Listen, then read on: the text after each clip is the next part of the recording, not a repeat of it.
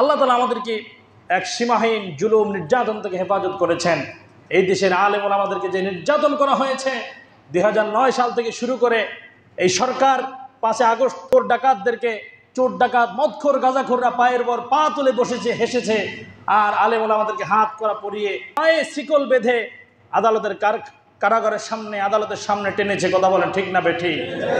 ওলামায়ে কেরাম কথা বলার স্বাধীনতা ছিল না, যে কথা বলতো তাকে গুম করে ফেলা হতো। এই সরকারের আমলে আয়না ঘর তৈরি করা হয়েছে, যেখানে অসংখ্য ওলামায়ে কেরাম সাধারণ মানুষকে গুম করা হয়েছিল। জামাত ইসলামীর সাবেক আমির অধ্যাপক মরহুম ভাষা সৈনিক গোলাম আজম রহিমাহুল্লাহর ছেলে, সেনাবাহিনীর সাবেক ব্রিগেডিয়ার ছিলেন আবদুল্লাহ আমান আজমি, 2016 সালে তাকে গ্রেপ্তার করা হয়, গুম করা হয়। গ্রেপ্তার না, রাতের অন্ধকারে সাদা পোশাক পরে তাকে গুম করে কোথায় নিয়ে যাওয়া হয়েছে 8টা বছর ধরে তাদের পরিবার তাকে খুঁজে পায় নাই। 5 আগস্ট তাকে বের করা হয়েছে, গুম করে যেখানে রাখা হতো, এত নিকৃষ্ট জায়গা, এত ছোট একটি জায়গা, ওখানে মানুষকে এইভাবে রাখা হতো। এরপরে মীর কাসেম আলী ছেলে ব্যারিস্টার আরমান বিন কাসেম তিনি বর্ণনা করেছেন যে আমাকে একটা কালো কাপড় পরিয়ে সে বাসা থেকে গ্রেপ্তার করার পরে ওই যে আয়না ঘর তৈরি করেছে তারা মানুষকে গুম করার জন্য। এটা জেলখানা না, এটা আয়না ঘর। এখানে রাখলে কেউ জানতো না। ওই আয়না ঘর এমনভাবে তৈরি করা হয়েছে যে একটা রুমের ভিতরে একজনই থাকতো, এক রুম থেকে আরেক রুমে কথার আওয়াজ যেত না, জানালা ছিল না, দরজা ছিল না। এমন এক দুর্যোগ, এটাকে দুনিয়ার জীবনে একটা জাহান্নাম বললেও চলে। এই আয়না ঘর তৈরি করা হলো। তিনি বললেন যে আমার হাতে হাত করা, পায়ে শিকল, মাজায় রশি, আমাকে শক্ত করে বেঁধে চোখটা বাঁধা ওই আয়না ঘরে ঢুকানো হলো 8 বছর আগে। 8টা বছর আমাকে এইভাবে রাখা হয়েছে। আমার হাতগুলো হাত করা লাগানোর কারণে হাতগুলো পচে সেখান থেকে দুর্গন্ধ বের হয়েছে। ওই দুর্গন্ধ আমাকে সহ্য করতে হয়েছে।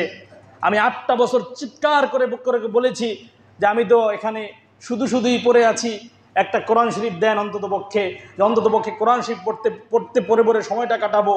এই জালিম সরকারের র‍্যাব এরা একটা কোরআন শরীফ পর্যন্ত 8 বছর মধ্যে তাকে দেয় নাই। এরপরে তিনি বলেছেন এই 8টা বছর একদিন আজানের আওয়াজ কানে ঢুকে নাই, কারণ এই আয়নাঘরের বাহির থেকে ভিতরে কিছু ঢুকে না, আবার ভিতর থেকে বাহিরে কিছু যায় না। তিনি বলেছেন 8টা বছর আজানের কোনো আওয়াজ আমি শুনি নাই। 8টা বছর দিন তারিখ আমাকে বলা হয় নাই। আন্দাজ করে আমি নামাজ আদায় করেছি, আন্দাজ করে আমি রোজা রেখেছি। এমন দুর্গন্ধ খাবার দেওয়া হতো, যেই খাবার তারা ফেলে দিত ওই খাবারটা তাকে দেওয়া হতো। ওখানকার যে কর্মরত সে বলল যে ওকে মরতে দেওয়া যাবে না, আবার ভালো করে বাঁচতেও দেওয়া যাবে না। নাউজুবিল্লাহ পড়েন। যে ওকে মরতেও দেওয়া যাবে না, ভালো করে বাঁচতেও দেওয়া যাবে না, এইভাবে তার বাঁচতে হবে।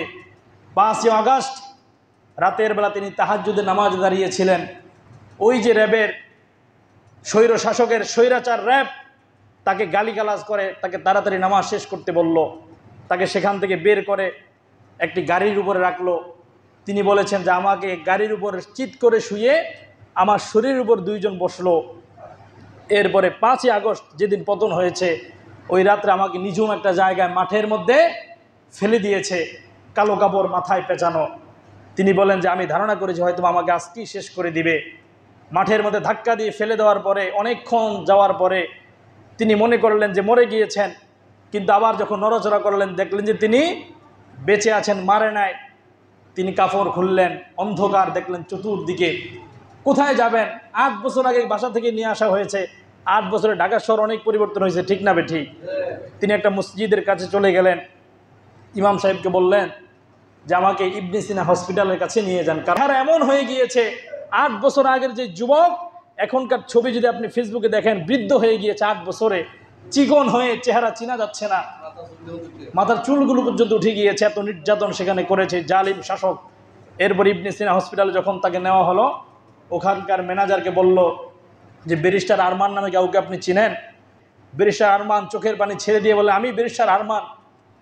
উনি চিনতে পারলেন, অবাক হয়ে গেলেন, জড়িয়ে ধরলেন, জড়িয়ে ধরে বাসায় পৌঁছিয়ে দিলেন। তার মাও জানতো না যে এখনো জীবিত আছে, পরিবার জানতো না এখনো পর্যন্ত জীবিত আছে। এরকম করে অসংখ্য মানুষকে এই আয়নাঘরে গুম করে রাখা হয়েছে।